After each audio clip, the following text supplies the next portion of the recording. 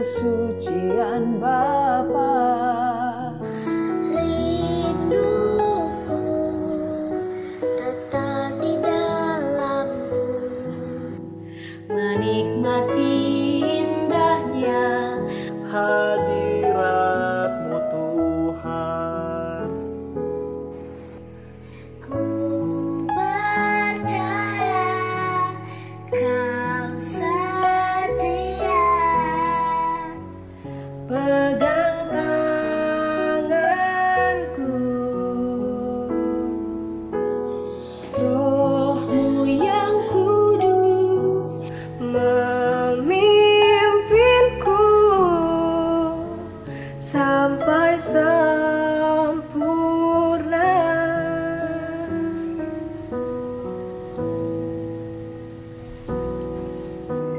Jagaku Tuhan dalam kebenaran, Jagaku dalam Kesucian Bapa. rinduku tetap di dalammu, Menikmati indahnya Hadirat-Mu Tuhan. ku percaya Kau setia. Pegang tanganku,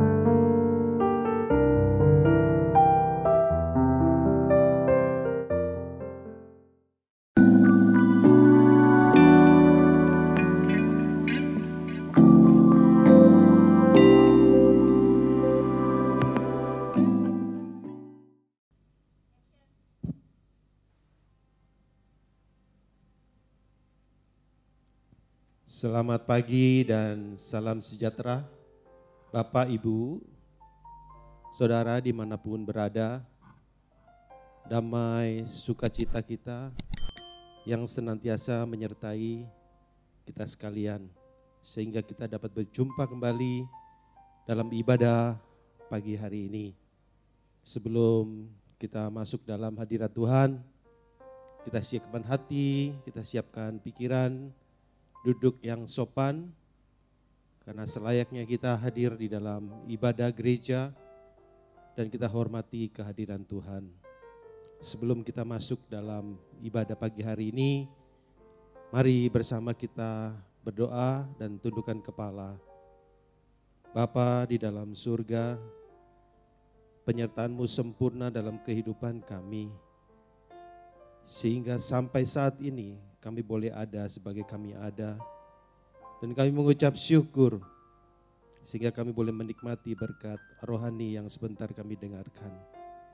Bapa, mengurapi setiap pelayan-pelayan-Mu dan setiap hamba-hamba-Mu dan juga umat Tuhan dimanapun berada yang akan masuk dalam hadirat Tuhan bersama-sama mendengarkan isi hati Tuhan.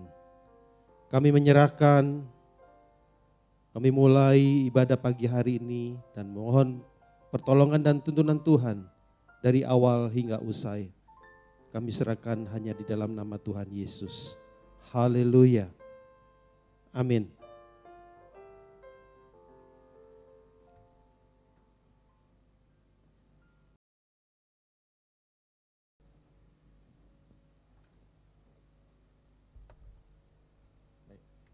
Shalom Bapak Ibu sekalian, saudara-saudari sekalian yang ada di rumah. Mari kita persiapkan hati kita masuk dalam ibadah kita pada saat ini. Kita mau naikkan satu pujian, yang kiranya pujian ini menjadi doa kita. Pulihkan aku Tuhan dalam sisa hidupku ini.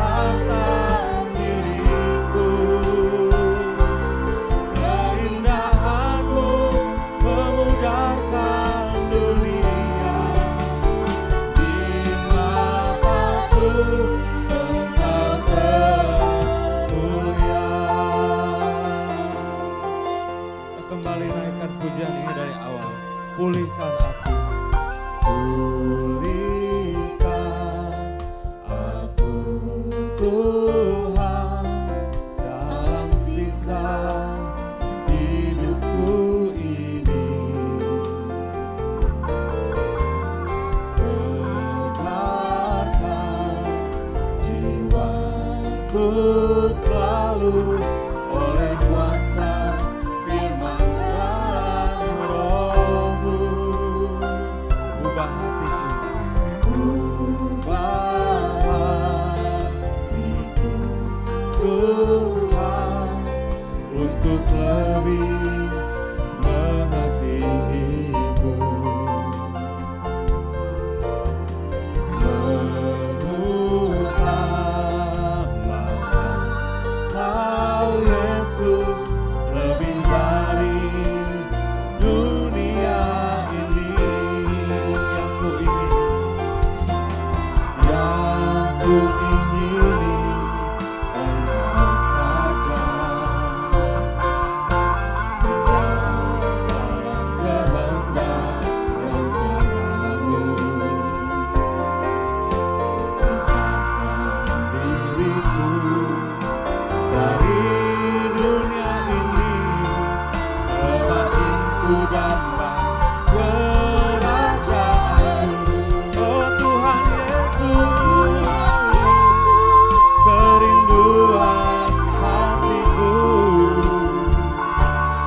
mutiara tak ternilai harta milikku.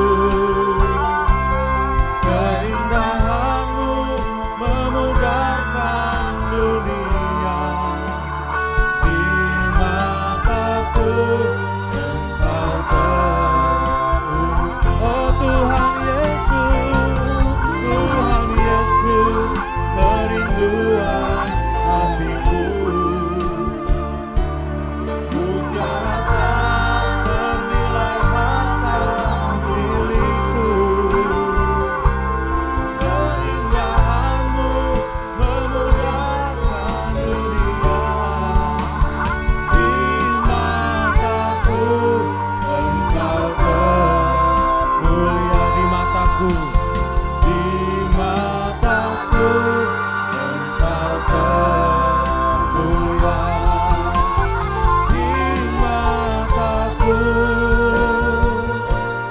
Engkau termulia.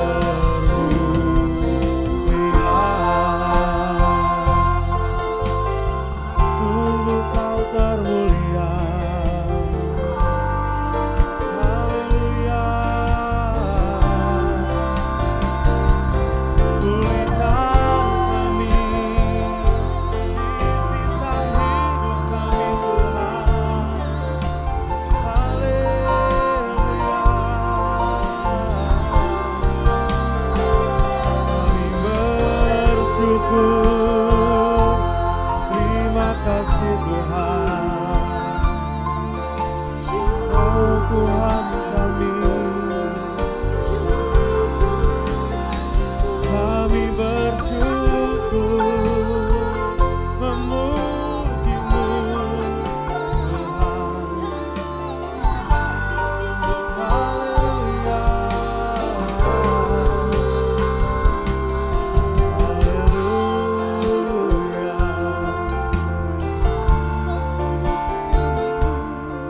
Kami bersyukur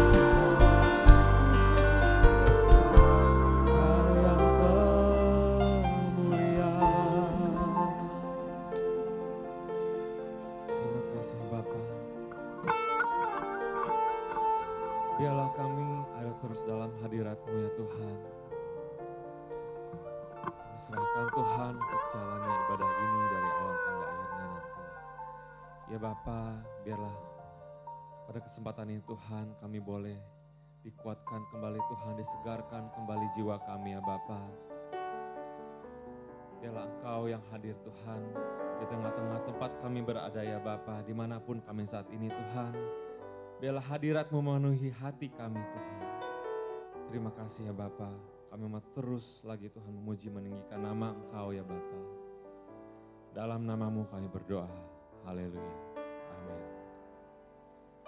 Baik, kita mau terus ada dalam hadirat Tuhan. Kita naikkan suatu pujian, mari sadarlah. Biarlah kita tidak berharap akan dunia ini, sebab segalanya tiada pasti. Hanya satu pengharapan, Tuhan Yesus kita. Mari sadarlah, dunia selalu berubah.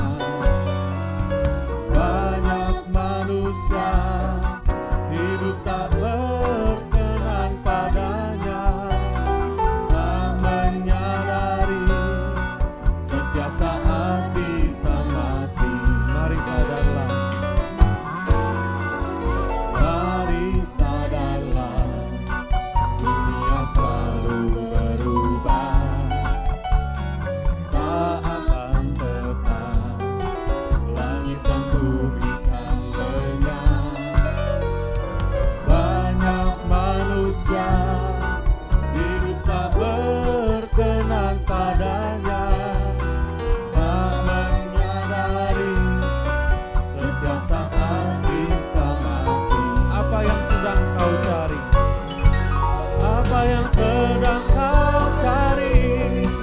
Segalanya tiada pasti, harta dunia kedudukan, itu pun bukan jaminan.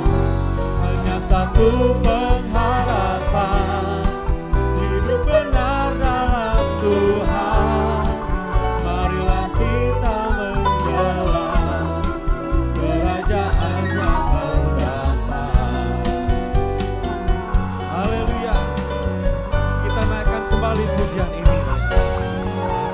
Mari sadarlah, dunia selalu berubah, tak akan kekal, langit dan bumi akan lenyap.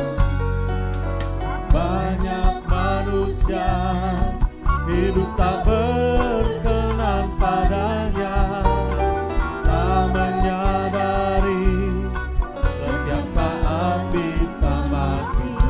Apa yang sedang kau cari? Apa yang sedang kau cari? Segalanya tiada pasti, harta dunia kedudukan, itu pun bukan jaminan. Hanya satu pengharapan, hidup benar dalam Tuhan. Marilah kita menjelang kerajaan-Nya akan datang.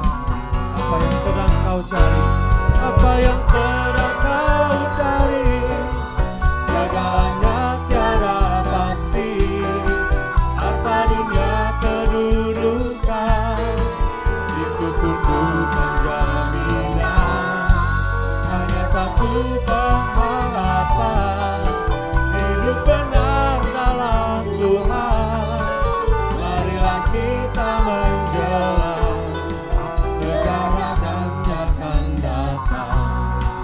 Marilah kita menjelang kerajaan-Nya akan datang. Marilah kita menjelang kerajaan-Nya akan datang.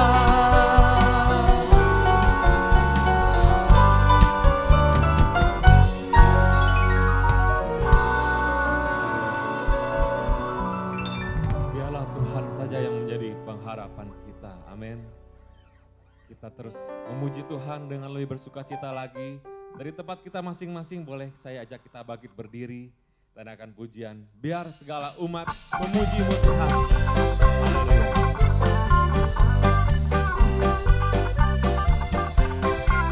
Boleh kita sambil bertepuk tangan di tempat kita masing-masing. Dengan penuh sukacita kita akan pujian ini.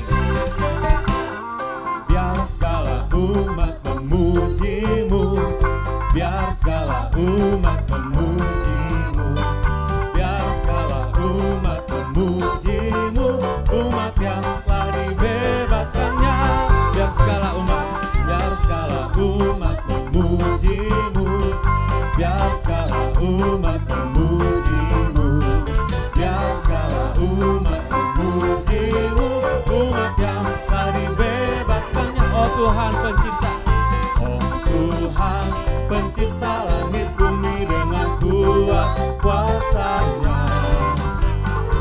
Oh Tuhan pencipta langit bumi dengan kuat tangan-Nya. Tiada mustahil bagi Dia. Oh tiada mustahil bagi Dia. Gagah perkasa, penasehat Dia. Tiada, sesungguhnya tiada mustahil bagi Dia. Kita katakan kembali, oh Tuhan pencipta langit bumi dengan kuat kuasa-Nya.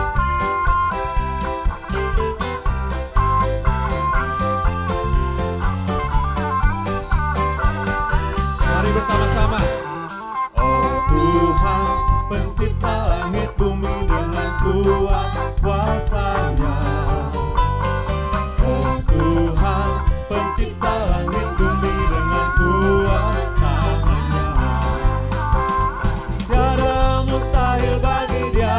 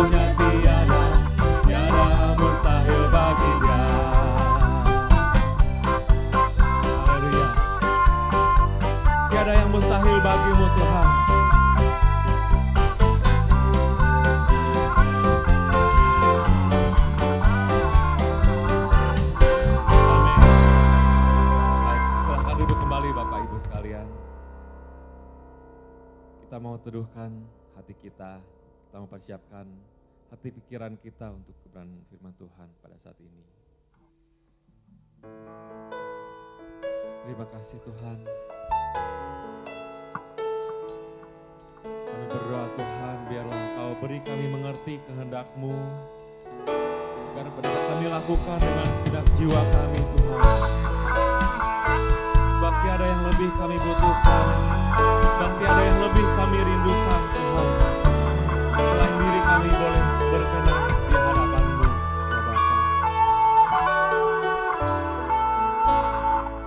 Tiada yang lebih kubutuhkan, tiada yang lebih kurindukan, selain diriku berkenan di hadapan-Mu Bapa. Seperti Yesus Putra Tunggal-Mu yang selalu berkenan padamu, melakukan kehendak Bapa, setia sampai sempurna. Beriku mengerti kehendak-Mu Bapa, ku lakukan segenap jiwa. Temukan tempatku dalam pekerjaan-Mu, selesaikan sampai sempurna. Kita akan kembali dari awal pujian ini. Tiada yang lebih kubutuhkan, tiada yang lebih kurindukan, selain diriku berkenan di hadapan-Mu Bapa. Seperti Yesus Putra Tunggal-Mu yang selalu berkenan padamu, melakukan kehendak Bapa,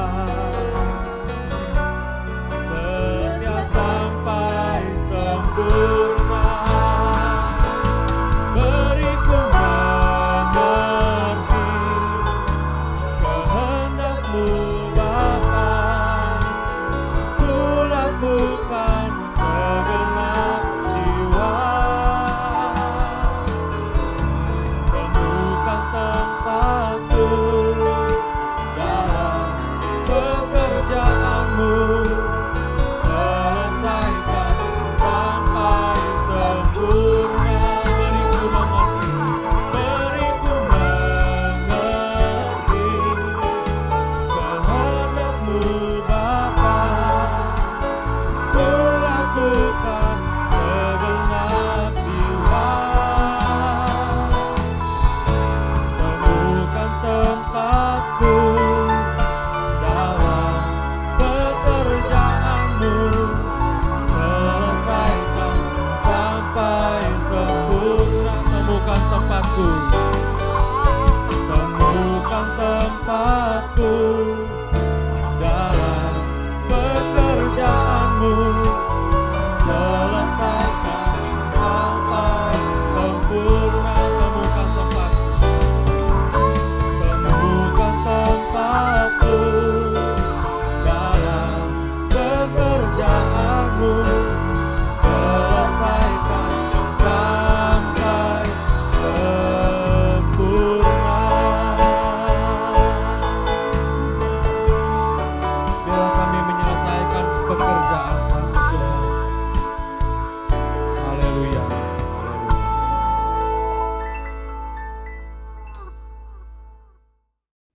Shalom Bapak Ibu Saudara.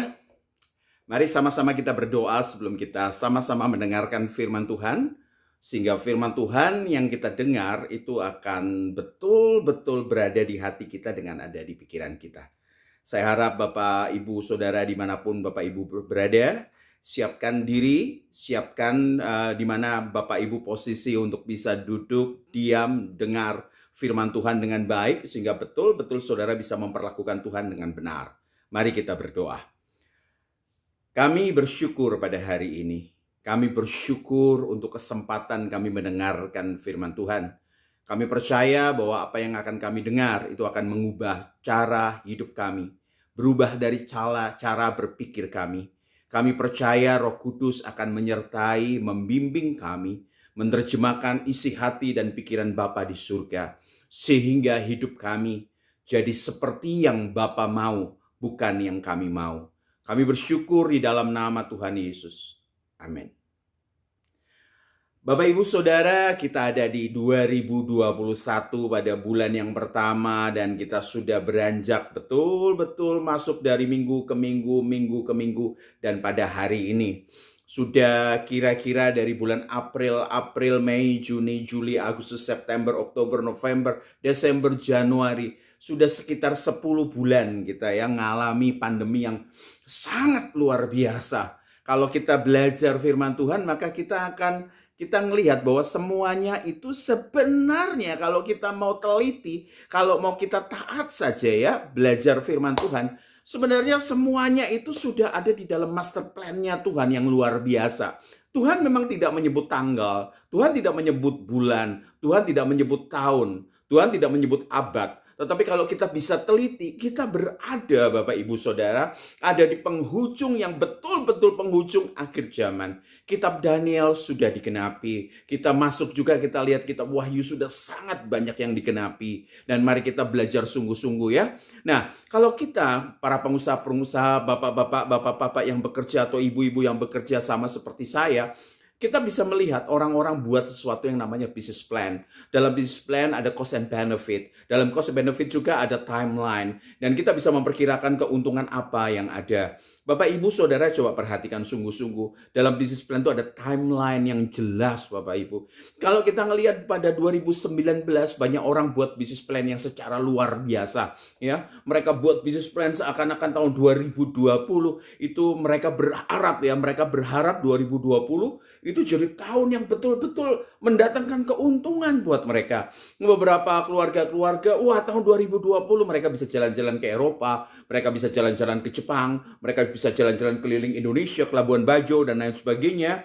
Dan mereka tidak sadar gitu, mereka tidak sadar bahwa sesuatu yang besar yang tidak bisa diprediksi itu terjadi dalam hidup mereka. Sama seperti kita semuanya dalam kehidupan kita. Ya, pandemi ini meluluh lantakkan semua tatanan-tatanan yang dibangun oleh manusia. Pandemi SARS contohnya. Pandemi SARS hanya paling localized ya. Di China yang ditutup, Hong Kong ditutup. Tetapi pandemi C-19 ini seluruh dunia mengalami. Sehingga negara-negara menghitung ulang anggaran. Negara-negara merencanakan kembali, menyusun kembali rencana-rencana, menghilangkan yang tidak perlu.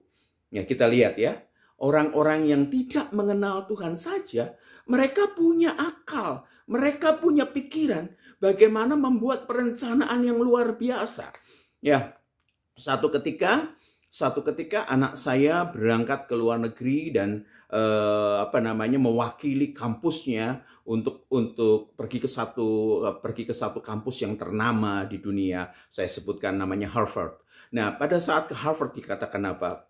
Pak, ya dia berkata, Pak, itu kampus luar biasa, kampus itu besar luar biasa. Orang-orang begitu, orang-orang top dunia, entrepreneur dan para pemimpin perusahaan, CEO dan pemimpin bangsa-bangsa itu, wah itu banyak yang dididik di sana.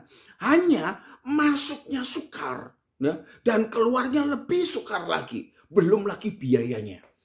Wah, itu luar biasa. Nah, begitulah hal kerajaan surga Bapak Ibu Saudara. Kita ini sudah diberi keselamatan oleh Tuhan. Dan itu belum selesai. Belum selesai. Bagi Tuhan Yesus ngomong tetelestai. itu sudah selesai di atas kayu salib. Apa yang Tuhan Yesus kerjakan itu sudah selesai. Bagi kita saat kita terima Tuhan Yesus, itu titik nol buat kita. Kenapa? Kita diberi kepercayaan oleh Tuhan ya, dari titik itu menuju kemuliaan. Prosesnya bukan Tuhan lagi yang bayar, tetapi kita yang bayar. Hidup kudus dan yang berkenan, ngalami kesempurnaan, ngalami keserupaan yang sempurna dengan Tuhan. Itu yang jadi pokok yang harus kita kejar. Sama seperti misal saya katakan, kalau saya misalnya memasukkan anak saya, memasukkan anak saya ke Harvard, maka yang terjadi adalah apa? Sebuah anugerah buat anak saya bisa masuk ke sana. Kenapa? Karena yang bayar uang kuliah saya, yang bayar uang dorm atau uang asrama saya. Terus kemudian yang memberi uang jajan, uang pesawat, uang ini, uang semuanya untuk cover kebutuhan dia di sana. Itu saya. Anugerah buat dia untuk bisa kuliah di sana. Tetapi yang menyelesaikan kuliah, yang menyelesaikan tugas, yang buat laporan, yang buat tesis, yang buat disertasi, harus dia. Kalau dia mau lulus, seperti itu. Nah, tentu ada timeline. Tentu ada cost and benefit. Tentu semua diperkirakan. Hal kerajaan surga juga seperti itu, Bapak, Ibu, Saudara. Yang sangat dikasihi Tuhan. Kalau kita mau jujur, pada saat manusia jatuh ke dalam dosa. Pada saat manusia jatuh ke dalam dosa. Tuhan sudah buat rescue plan. Itu rencana penyelamatan. Itu sudah dibuat. Pak Michael Sony, dari mana Pak Michael Sony tahu? Saya katakan apa? Di Kejadian 3, Saudara. Kejadian 3 ayat 15. Itu sudah betul-betul kita tahu. Kalau kita baca sama-sama ya. Kita bisa baca sama-sama Kejadian 3 ayat yang ke-15. Mari kita buka ya, supaya kita betul-betul tidak lari dari ini. Kejadian 3 ayat yang ke-15. Bunyinya seperti ini. Aku akan mengadakan permusuhan antara engkau iblis ya, dan perempuan ini Hawa ya. Hawa, antara keturunanmu iblis dan keturunannya Hawa. Dan keturunan Hawa akan meremukkan kepalamu dan engkau akan meremukkan tumitnya. Bapak, Ibu, Saudara, ada hal yang aneh buat saya di sini. Karena apa? Karena di situ ada ular, pangejauhantahan atau personifikasi daripada Satan, ya setan sendiri. Dan kita melihat di situ ada Adam, di situ ada Hawa. Di belakang nama kita masing-masing, ya Bapak, Ibu, Saudara, ada nama ayah. Ya, tidak mungkin namanya ibu. Kenapa? Karena yang namanya ovum itu harus dibuai dengan benih laki-laki atau sperma. Jadi kalau mau jujur, harusnya kita ngomong gini, aku akan mengadakan permusuhan antara engkau setan dan Adam. Keturunannya akan meremukkan kepalamu. Kenapa disebut keturunan Hawa? Itu seperti bicara jauh ke depan. Akan ada seorang perawan, saudara bisa baca ya di Lukas 1 pasal 26 ya, saudara 26, 27, 28. Saudara akan lihat ketika malaikat Gabriel itu datang kepada yang ditulis di Alkitab dalam kitab Lukas, kata perawan diulangi 2 kali. Ya, Alma Parthenon. Ya, itu 2 kali dua kali disebut. Berarti Tuhan itu sedang merencanakan buat rescue plan. Di masa depan nanti akan ada seorang perempuan tanpa benih laki-laki yang akan mengandung, dan yang dikandungnya itu akan meremukkan kepala ular. Digenapi pada saat apa? Pada saat Tuhan Yesus mati di atas kayu salib. Dia meremukkan kepala ular. Tetapi ya, ular itu, setan itu meremukkan tumitnya. Jadi kalau kita belajar firman Tuhan dengan teliti, semuanya itu terencana sempurna. Kalau kita belajar ya, kita belajar tidak ayati ya, tapi kita belajar Alkitab ya, kita temukan banyak kebenaran firman Tuhan yang tersembunyi. Orang-orang beberapa tahun yang lalu heboh dengan namanya Bible Codes. Ya, karena perhitungan algoritma secara luar biasa ya. Ini istilahnya gini, mereka berkata para ahli-ahli matematika, para ahli-ahli fisika, dan para ahli-ahli ya bahasa itu katakan apa? Ada sesuatu yang berbeda, yang hanya bisa muncul dari sesuatu yang di luar nalar manusia, di luar kapasitas otak manusia, ya, yang bisa mendesain secara keseluruhan seperti apa yang dituliskan oleh Michael Drosnin di bukunya yang judulnya Bible Code. Makanya rescue plan ini luar biasa. Bahkan dikatakan apa? Kenapa sampai harus lahir di Bethlehem? Ya, seperti kita ketahui, ada apa? Kalau mau jadi populer, jangan lahir di Bethlehem. Harusnya lahir di mana? Yerusalem. Tetapi Alkitab mencatat, nubuatkan di dalam kitab Mika bahwa di Bethlehem, ya, di Bethlehem Mesias itu akan lahir. Seperti kita ketahui sama-sama, di Bethlehem itu bukan sekedar tempat peternakan banyak gembala, tetapi yang namanya Bethlehem itu tempatnya Migdal Eder, tempat di mana domba-domba yang akan dijadikan domba-domba penebus dosa yang akan dikorbankan sebagai penebus dosa itu dibesarkan di sana sehingga tidak bercacat, tidak bercela. Dibesarkan di sana dengan khusus dengan pengawasan imam-imam. Ini luar biasa. Itu sebabnya Yesus harus lahir di Bethlehem, bukan lahir di Yerusalem. Makanya rescue plan-nya itu luar biasa. Seperti kita ketahui sama-sama. Bahwa ada apa? Ada perlambang-perlambang yang kalau kita dengan teliti kita bisa tahu. Kenapa lahir di Bethlehem? Karena di Bethlehem tempat domba-domba yang akan dijadikan sebagai korban penebus dosa itu dibesarkan di sana. Yesus lahir di sana. Seakan-akan Tuhan sudah seakan-akan Bapa bicara lewat firman. Bahwa apa? Bahwa anak yang lahir di sana, Mesias yang lahir di sana, bukan Mesias ekonomi, bukan Mesias kesehatan, bukan Mesias politik, tetapi Mesias apa? Mesias yang menebus dosa umat manusia. Makanya Yohanes Pembaptis ketika ketemu dengan Yesus, dia bicara, lihat anak domba yang menebus dosa dunia. Luar biasa bukan? Luar biasa bukan? Itulah kebenaran firman Tuhan. Bapak Ibu, kalau Bapak Ibu mau belajar, Bapak Ibu akan sejujurnya akan sangat merinding. Kenapa? Ya, karena segala sesuatu yang ditulis itu betul-betul presisinya tinggi. Ya, presisinya tinggi. Kalau saya mau bicara, bahkan saya harus bicara seperti ini. Bahkan ketika Tuhan bicara kepada siapa? Kepada Yusuf Maria untuk mengungsi ke Mesir. Itu perencanaan Tuhan sempurna loh. Pak Michael Sony bicaranya apa nih kok bicaranya mengenai perencanaan sempurna? Ngungsi ya ngungsi. Bapak, Ibu, Saudara melihat ya. Saudara harus tahu ya, Yusuf dengan Maria itu dari mana? Zaman itu kota kecil sekali. Ketika Mesir saat itu, saudara, itu kota metropolitan seperti New York pada zaman ini. Ya, untuk hidup dari Nazaret, untuk pindah ke Mesir, itu sama seperti saya. Saya tinggal di Malang, saudara. Saya harus pindah ke New York. Saya harus pindah ke Tokyo. Tentu biaya hidupnya melonjak sekian kali. Yusuf itu adalah tukang kayu sederhana. Tentu tidak bisa hidup begitu saja di Mesir. Tapi Tuhan merencanakan secara sempurna. Orang Majus 2 tahun sebelumnya, ya, dengan petunjuk bintang-bintang, ya, saya lebih cenderung berkata stars of Bethlehem, bukan star of Bethlehem. Ya, Bapak Ibu lihat ya, 2 tahun perjalanannya hampir sama seperti Abram Sarai, jadi Abraham Sarah. Saudara, dari mana? Dari daerah apa? Daerah Mesopotamia. 2 tahun ngikutin bintang.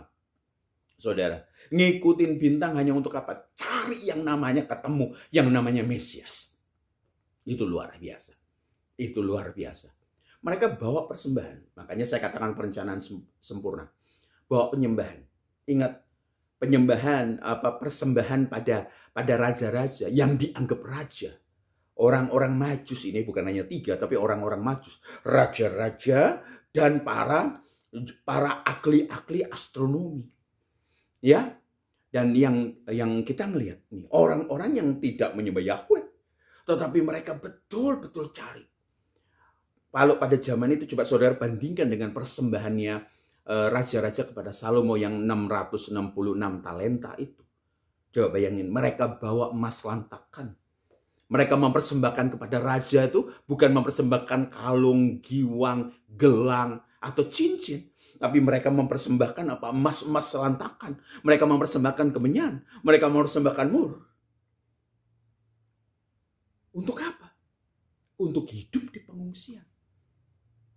Dipersembahkan pada saat mereka harus ngungsi ke Mesir. Sampai Herodes yang lalim itu mati. Mereka hidup dari apa? Emas, kemenyan, dan mur. Saya ke sebuah tempat di Prancis. Saya lihat ternyata mur itu sangat mahal di sana. Ada dua ya, muntahannya paus, ya ikan paus itu, dan juga mur. Itu campuran minyak wangi yang sangat mahal. Apalagi di Mesir. Saat itu, wah, upacara-upacara dan memang pusat dunia pada zaman itu. Wah, tentu perlu segala sesuatu yang merupakan standar kekayaan, wangi, emas, dan lain sebagainya. Jadi Tuhan itu punya apa? Punya master plan yang hebat. Terencana semua. Makanya kita nggak bisa hidup sembrono. Hidup kita, kata firman Tuhan, kitab Mazmur, hidup kita hanya 70 tahun. Dan Tuhan, kalau Tuhan belum selesai, 80 tahun. Kalau kita nggak punya planning, celaka kita. Jangan-jangan saat terakhir, saat hembusan napas terakhir, saat tarikan nafas, kita di situ muncul penyesalan yang luar biasa. Kenapa? Karena kita boros hidup. Dalam pandemi ini juga mari kita berpikir. Ya, banyak orang-orang yang selalu sebelum pandemi ngomong, saya tidak punya waktu untuk Tuhan. Saya tidak punya waktu karena kesibukan. Nggak punya waktu untuk berdoa, nggak punya waktu baca firman, nggak punya waktu untuk dengarkan firman, apalagi PA. Tapi sejak pandemi, banyak WFH, work from home, study from home. Ya, kita punya waktu melimpah. Jadi kita nggak akan bisa beralasan nanti di depan takhta pengadilan yang kudus itu, bahwa Tuhan tidak pernah beri waktu. Tuhan beri waktu, hanya kita buang-buang waktu. Mari kita belajar, kita dalami. Ya, kita akan dalami sungguh-sungguh apa yang plan berikutnya yang Tuhan mau. Mari kita buka sama-sama firman Tuhan yang luar biasa. Saya berikan contoh, lihat bagaimana plannya Tuhan. Ya, bahkan ketika Tuhan Yesus ya. Makanya rencana sempurna itu luar biasa. Bahkan dalam Matius 16 ayat 21 saya akan bacakan. Sejak waktu itu sebelum disalib, saudara. Dan ini terjadi sebelumnya, ya. Jauh sebelumnya Tuhan sudah berikan pesan ini gitu. Sejak waktu itu Yesus mulai menyatakan kepada murid-muridnya bahwa ia harus pergi ke Yerusalem dan menanggung banyak penderitaan dari pihak tua-tua, imam-imam kepala dan ahli Taurat, lalu dibunuh dan dibangkitkan pada hari ketiga. Tuhan Yesus sudah bicara dengan 12 murid dan termasuk yang belum termasuk perempuan yang ngikutin Tuhan Yesus. Tuhan Yesus bicara kok jelas bahwa Tuhan Yesus lihat pelakunya siapa. TKP-nya di Yerusalem. Ya, bahkan COD, cause of death-nya itu jelas kok sebenarnya. Dan setelah itu bangkit pada hari ketiga. Jelas Tuhan bicara. Di situ muncul toh hal yang luar biasa toh bapak-bapak, ibu-ibu. Ya, Petrus yang kemudian berpikir positif. Makanya saya tidak mau berpikir positif, saudara. Berpikirlah benar. Ya, berpikirlah. Seorang pakar berpikir positif ya, Norman Vincent, itu ngajarin banyak dan akhirnya orang-orang lebih cenderung untuk berpikir positif daripada berpikir benar. Saya memilih berpikir benar sesuai firman Tuhan. Petrus berpikir positif. Dia berpikir, wah Mesias datang itu tuh jadi apa? Mesias ekonomi, Mesias politik. Ya. Untuk jadi apa? Supaya Israel itu tidak lagi dijajah oleh kekaisaran Romawi dan bebas dari perbudakan, bebas dari penjajahan, sehingga mereka tidak harus bayar pajak lagi. Itu sebabnya Petrus berpikir positif. Dia mau jadi pembela. Ingat ya, tidak bisa dipositifkan. Apa yang benar itu tidak bisa dipositifkan. Nggak bisa.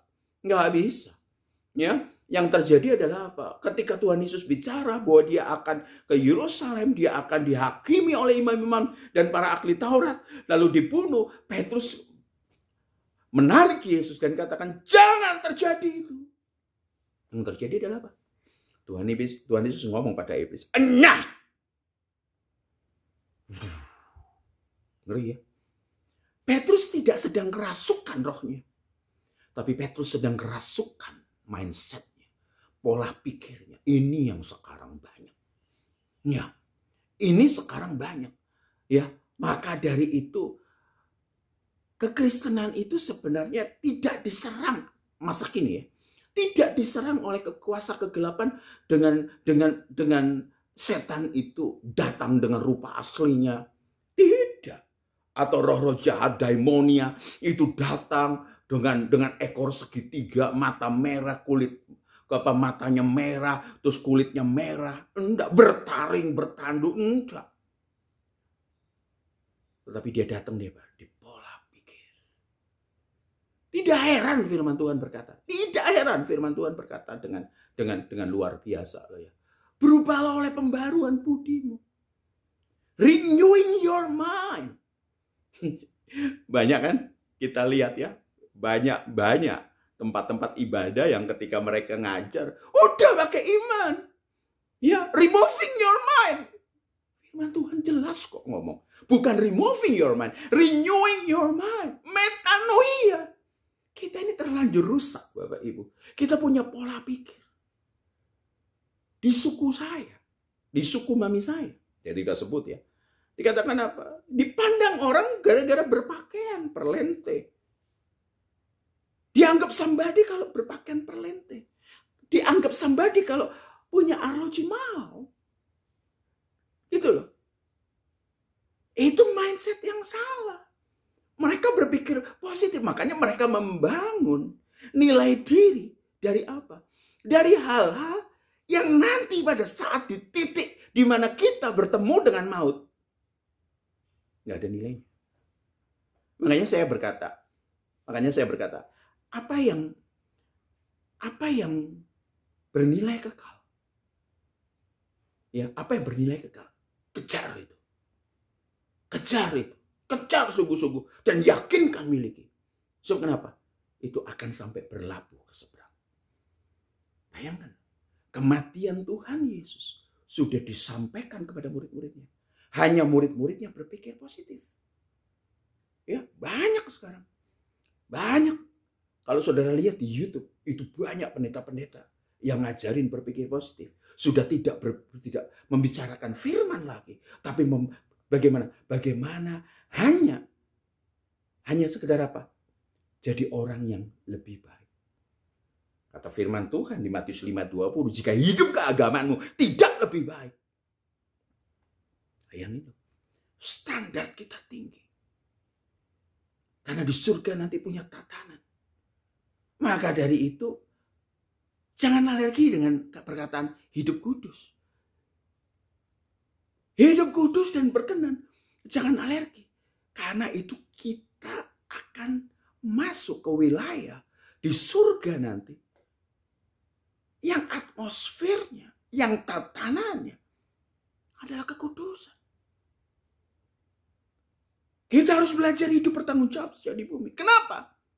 Karena yang masuk ke sana adalah orang-orang yang mengenakan tanggung jawab. Itu sebagai pakaian keseharian. Mari kita belajar firman Tuhan sungguh-sungguh. Pak Michael Sony mau dibawa kemana ini? Saya katakan apa? Tuhan Yesus bicara juga mengenai kedatangannya. Tuhan Yesus bicara di Yohanes 14 ayat 1-3. Bunyinya gini. Saya suka membicarakan ini. Ya, saya suka membicarakan ini. Saya tidak dalam rangka menakut-nakuti Bapak Ibu Saudara. Tapi saya memperkatakan ini supaya saudara punya kesadaran. Ya, janganlah gelisah hatimu. Percayalah kepada Allah, percayalah juga kepadaku. Tuhan Yesus ngomong loh ini. Kalau di Alkitab saya, ini tulisannya bold merah. Di rumah Bapakku banyak tempat tinggal. Jika tidak demikian, tentu aku mengatakannya kepadamu. Sebab aku pergi ke situ untuk menyediakan tempat bagimu. Bayangin ya. Yesus naik ke surga itu sediakan tempat. Dan apabila aku telah pergi ke situ dan telah menyediakan tempat bagimu, aku akan datang kembali. Kalau tempatnya sudah jadi, maka dia akan datang atas komando Bapa. Supaya di tempat di mana aku berada, kamu pun berada.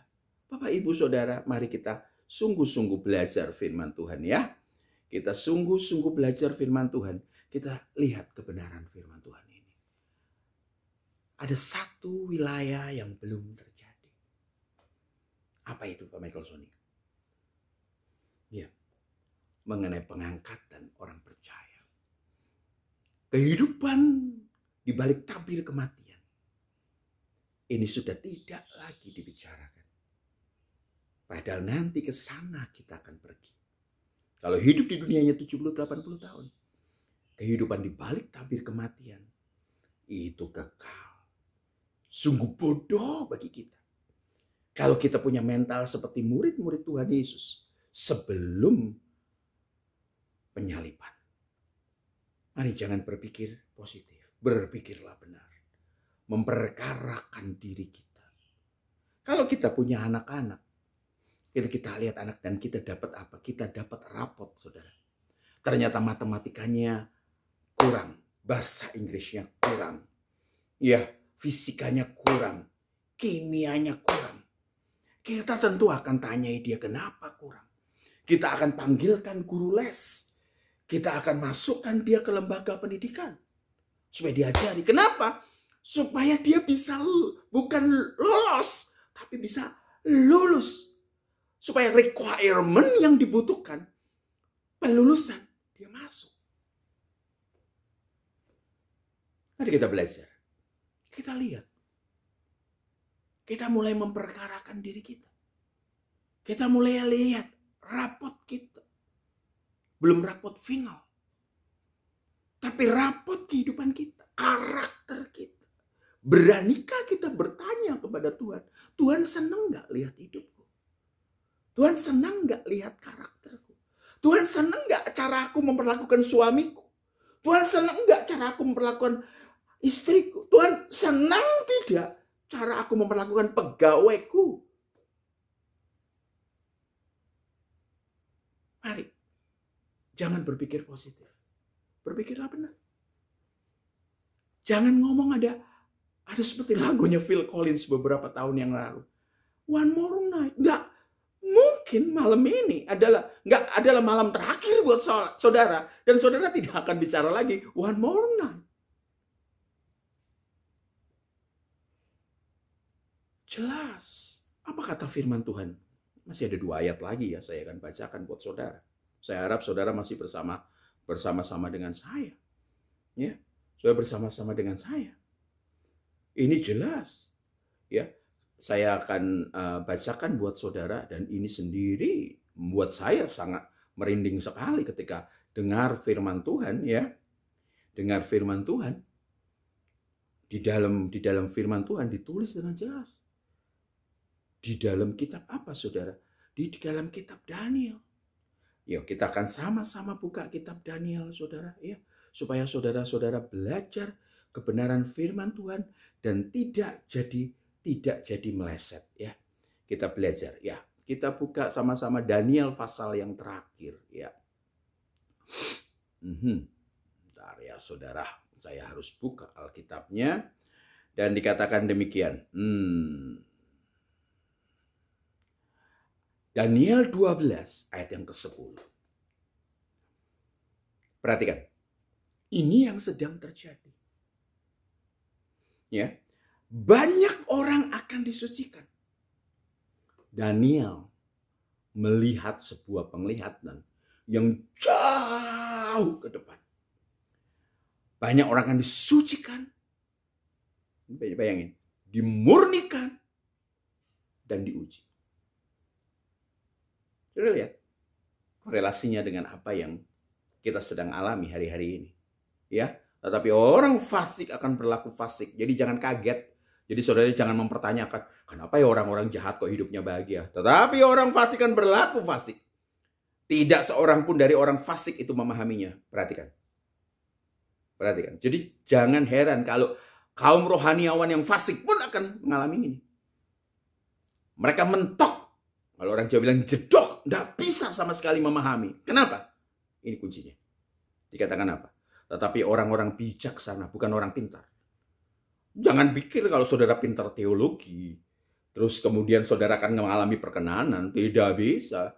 Justru kemarin saya berkata, bagaimana caranya? Bagaimana caranya melihat tim musik gereja, pemusik gereja. Kalau dia itu pemusik yang baik dan benar, gampang. Jangan lihat pada saat di mimbar. Jangan lihat di belakangnya mikrofon. Tetapi lihat cara hidupnya sehari-hari. Sama. Kalau teologimu tidak bisa mengubah karakter. Kalau teologimu tidak bisa merubah pola pikirmu. Percuma. Makanya orang-orang bijaksana.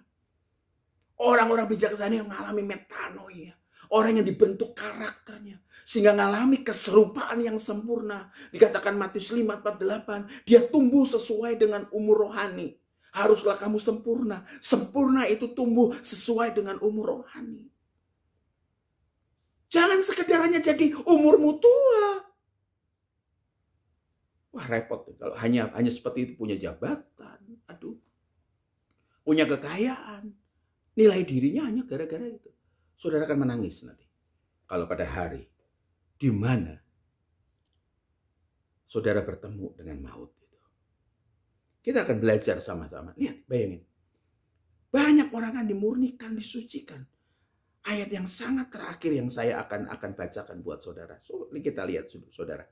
Lihat dalam 2 Timotius 3. Ya, dalam 2 Timotius 3 kita lihat situasi yang sekarang. Jadi sungguh bodoh kalau kita tidak mempersiapkan diri. Gitu. Saya tidak berkata, oh COVID ini setelah itu kedatangan Tuhan. Tidak. Di dalam Matius ya 24 ayat yang ke-8 jelas Tuhan ngomong ini baru permulaan menjelang zaman baru. Ini permulaan sakit melahirkan. Jadi itu kalau saja dikatakan itu Tuhan Yesus ngomong tahun 30, sekarang 2021. Hampir 2000 tahun yang lalu. Kalau andai kata itu buka 1, sekarang udah buka berapa saya enggak tahu. Tapi dikatakan apa? Hampir selesai. Ya. Lihat. Dimurnikan, disucikan. Lihat. Saudara bisa baca, lihat di Alkitab saudara. Keadaan manusia pada akhir zaman 2 Timotius 3 ayat 1, 2, 3, 4. Saudara baca sampai 5. Ketahuilah bahwa pada hari-hari terakhir akan datang masa yang sukar. Sekarang. Manusia akan mencintai dirinya sendiri. Bahkan lihat, cintai diri sendiri. Semua dimulai dengan I. Ya. Iya. Makanya dikatakan apa? Ada selfie. Ya. iPhone.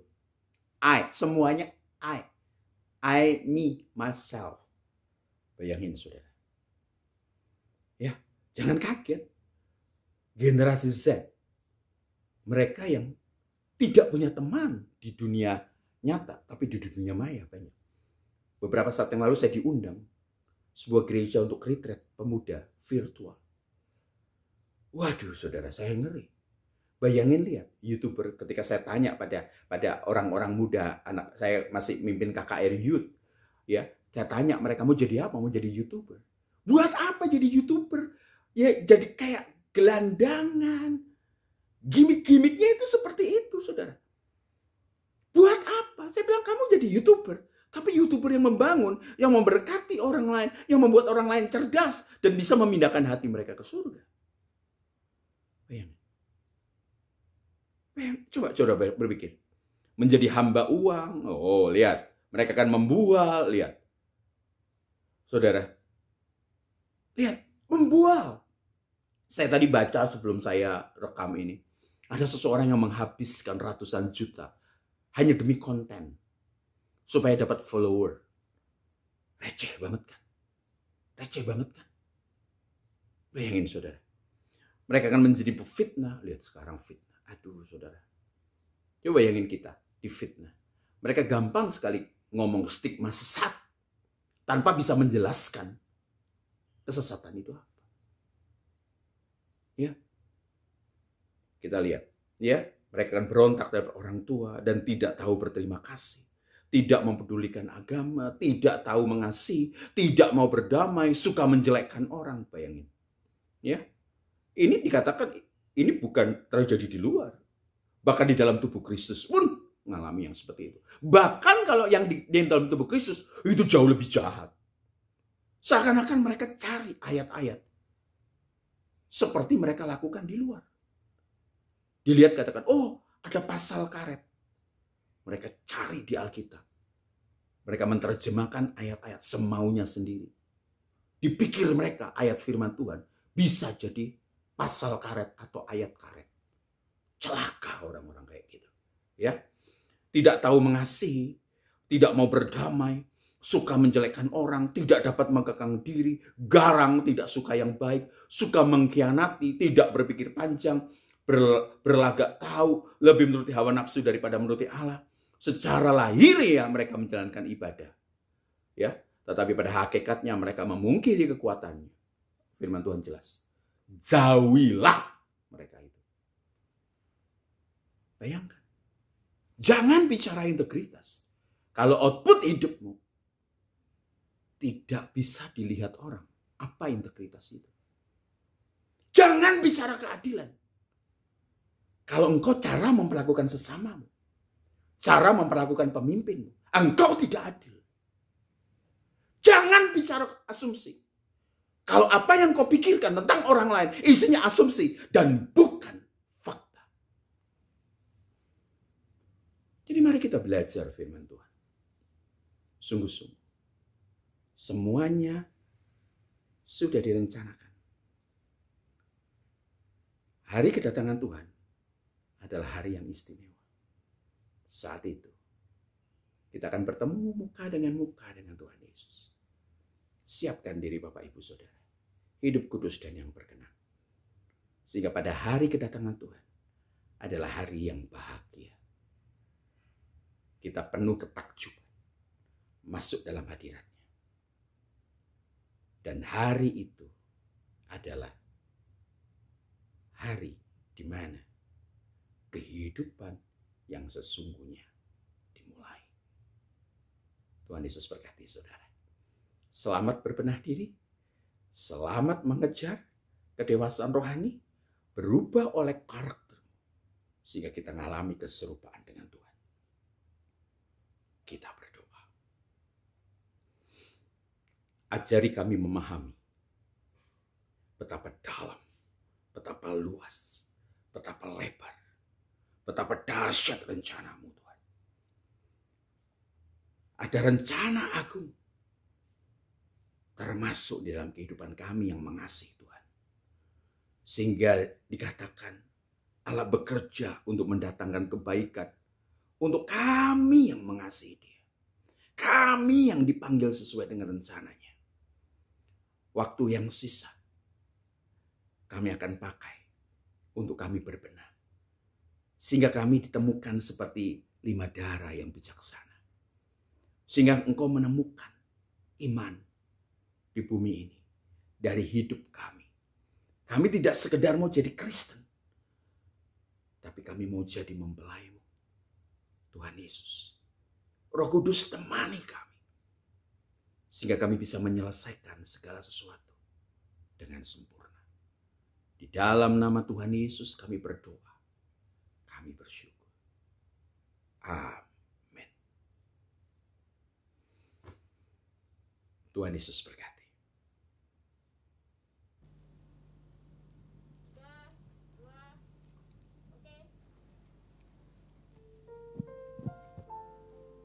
Mari kita berdoa. Terima kasih Tuhan untuk pagi yang indah ini. Engkau boleh satukan kami dalam persekutuan yang indah bersamamu walaupun ibadah ini hanya diselenggarakan secara online. Tapi kami percaya Tuhan lawatan-Mu nyata bagi kami Tuhan. Terima kasih untuk kebenaran firman yang boleh kami nikmati pada siang hari ini Tuhan. Bapa, biar kami bukan hanya mengerti, memahami kebenaran firman ini, tapi dengan sungguh kami mau lakukan dalam keseharian kami Tuhan. Makasih Tuhan, terima kasih Bapa. Kami serahkan anak-anak-Mu di rumah dalam tangan-Mu yang penuh kasih dalam setiap keberadaan mereka Tuhan.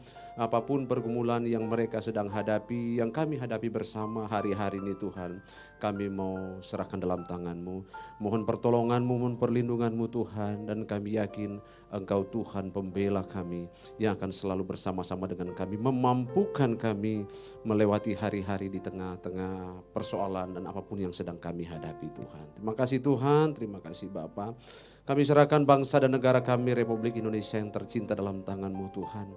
Di tengah-tengah kondisi bangsa ini menghadapi berbagai macam masalah Tuhan. Pandemi corona belum berakhir, terjadi bencana alam di beberapa tempat. Tuhan, tolong kami Tuhan, tolong bangsa kami, mereka-mereka yang diperhadapkan dengan kondisi yang sulit karena bencana alam, tolong mereka Tuhan. Berkati mereka semua Tuhan, mereka yang kehilangan harta benda, bahkan ada yang kehilangan anggota keluarga, berikan kekuatan kepada mereka Tuhan. Berkati pemerintah bangsa kami dari pemerintah pusat sampai ke daerah-daerah Tuhan, dalam menghadapi masalah seperti yang sedang dihadapi hari-hari ini Tuhan. Mampukan mereka Tuhan dalam mengambil keputusan dengan benar dan tepat Tuhan. TNI Polri yang menjaga keamanan bangsa ini dan membantu pemerintah, membantu masyarakat dalam penanggulangan bencana, Tuhan berkati Tuhan. Kasih Tuhan, sungguh kami mau serahkan bangsa ini dalam tangan-Mu yang penuh kasih. Dan juga kami mau serahkan hidup kami semua, setiap kami Tuhan dalam tangan-Mu. Berkati anak-anak-Mu jemaat Tuhan yang dengan setia mendukung pelayanan kami lewat persembahan. Tuhan berkati kehidupan mereka dan kami semua Tuhan. Kami sudah ada di akhir ibadah ini Tuhan, sebelum kami berpisah, sebelum kami mengakhiri ibadah ini Tuhan, biar Engkau Tuhan layak memberkati kami. Jemaat Tuhan, mari dari tempat kita masing-masing, kita arahkan hati dan pikiran kita kepada Tuhan untuk kita terima berkat-Nya.